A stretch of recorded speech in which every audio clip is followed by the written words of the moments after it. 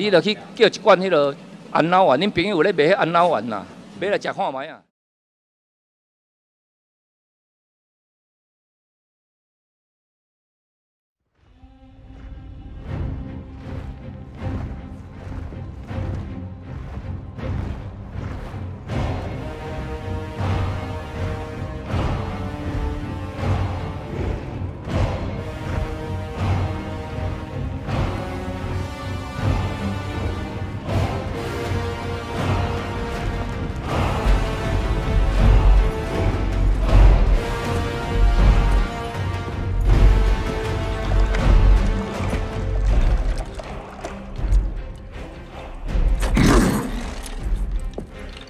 喝吧，地狱后，拥抱你的甜蜜，你们都会成为征服者。代价呢，古尔丹？这代价是什么？一切。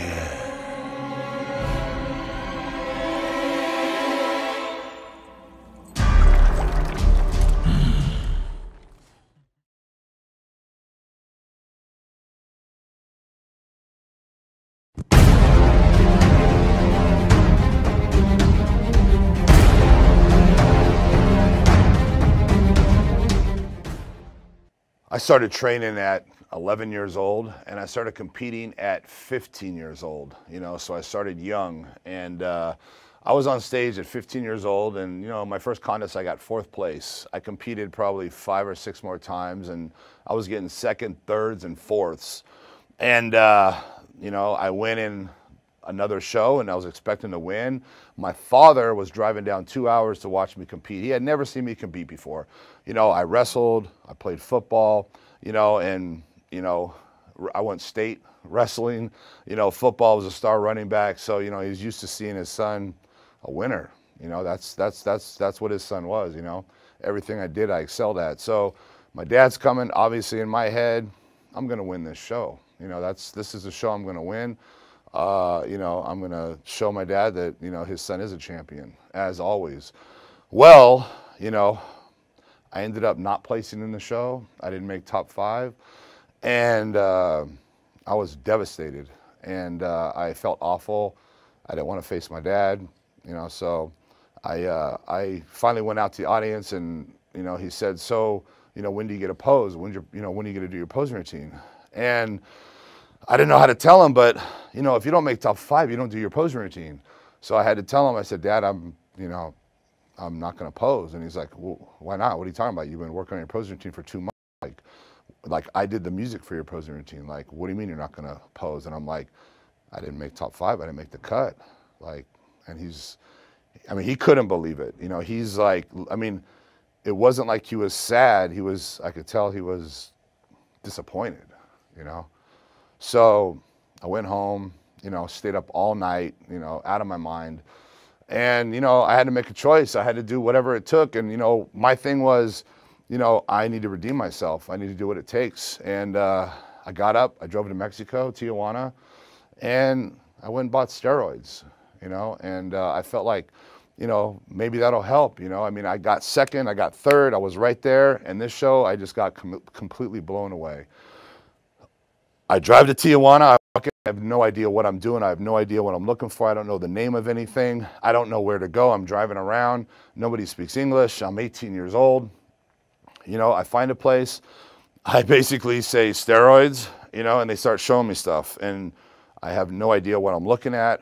You know, I just took the guy's word for it that, you know, was Spanish, didn't speak English, never worked out a day in his life. And I'm going to take his advice of what kind of drug I'm going to put in my body. And that's what I did. And, you know, here I am smuggling drugs, you know, across the border at 18 years old. I have no idea what I'm doing. It was a spontaneous thing. And I get sent to secondary.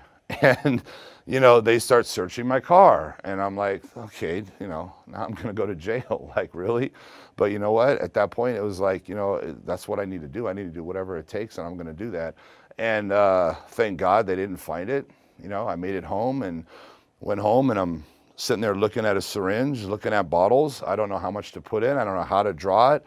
I don't know how to shoot it. I don't know where to shoot it. We didn't have internet back in those days. We didn't have books. We had no information on steroids whatsoever. So what can I say? You know, I took the needle, I filled it up, you know, and I took a shot. And, you know, I put it in my shoulder. I didn't know where to put it. And the last time I got a shot from the doctor, it was in the shoulder. So, hey, I guess the shoulder's the right place. So, you know, it knotted up. It was sore. It hurt. I was scared. I thought, you know, God, you know, maybe I screwed myself up. I don't know what is going on. I don't know what's going to happen. And, you know, but at that point, it didn't matter. You know, all that mattered is that I'm going to redeem myself and I'm going to do whatever it takes. And, you know, I have to say that, you know, I was taking a shot, you know, 2 or 3 times a week. I didn't know how often I was supposed to do it. I didn't know the protocol. I had no idea. And about 3 months went by and there was a contest. It was the Southern California Teenage, because I'm a teenager, I'm still 18. And, you know, I went in the show and I had put on, you know, about 28 pounds of muscle. And I won my class and I won the overall, and quite easily.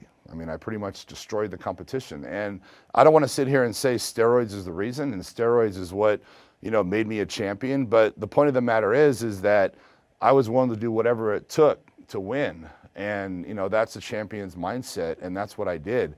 And I went on 2 weeks later and I won the California overall teenage division. And from that point, you know, I was winning shows. And, you know, basically, the last thing I want to do is give steroids credit for what I achieved. But the truth be told, yes, the steroids helped. And yes, the guys that beat me at the other show were taking steroids. They were quite a bit bigger than me. And a champion's mindset is doing, you know, whatever it takes to win.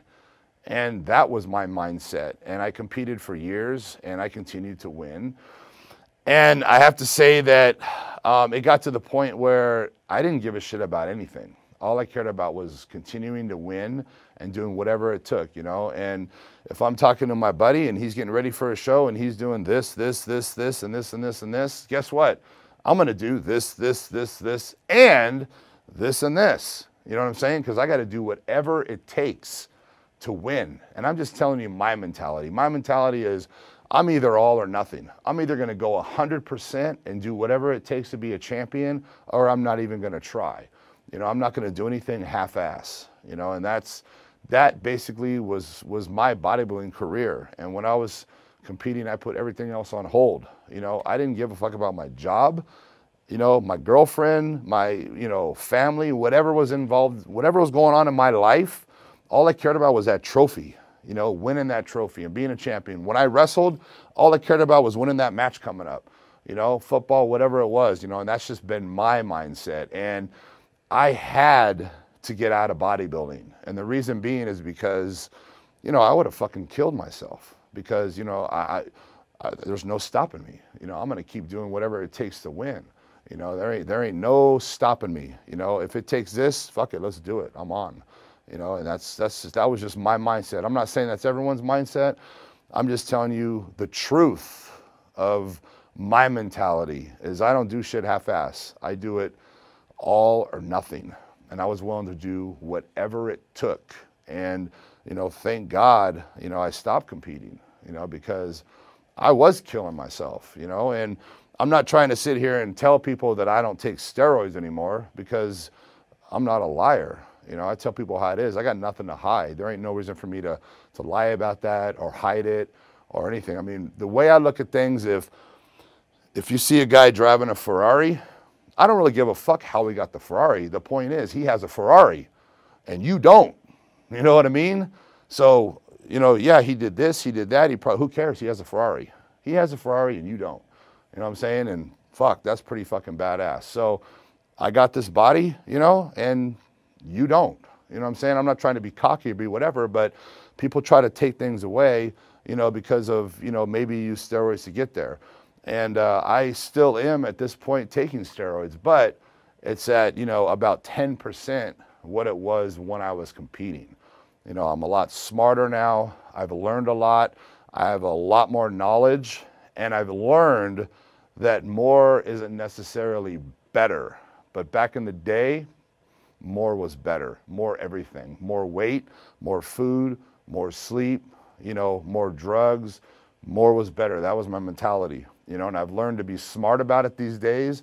And I've learned that, you know, I can get incredible results, possibly better results than I did back in the day, you know, being a lot more methodical about the way I do my cycles. And, you know, there's a lot of things I was doing that I didn't need to do. They weren't necessary. It was overkill. And, you know, it's very important for people to acquire as much knowledge as they can. And, you know, knowledge isn't necessarily what you get on the internet. You know, it's experience. It's talking to experienced people that you can trust. That's very important. So a lot of people will straight up lie to you. You know, people just can't be honest. They won't be honest. You know, they won't tell the truth. You know, every bodybuilder out there that's 280 pounds, you know, all I take is this, and that's it. That's all I take. Yeah, bullshit. I'm saying bullshit. Anyway, that's my story of how I got involved in the whole drug aspects. And, you know, I've acquired a lot of knowledge, and I've learned a lot. And I definitely am still taking steroids, but not to the degree I used to. So.